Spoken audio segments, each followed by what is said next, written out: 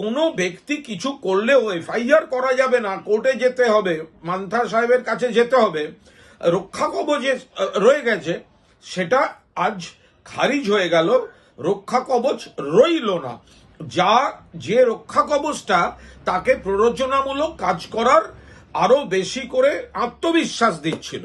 আর বাকি এবার কিছু করলে আইনে যা ব্যবস্থা হওয়ার হবে, তারপরে কোর্ট কেস টু কেস যা দেখবেন আইনের পথে চলবে।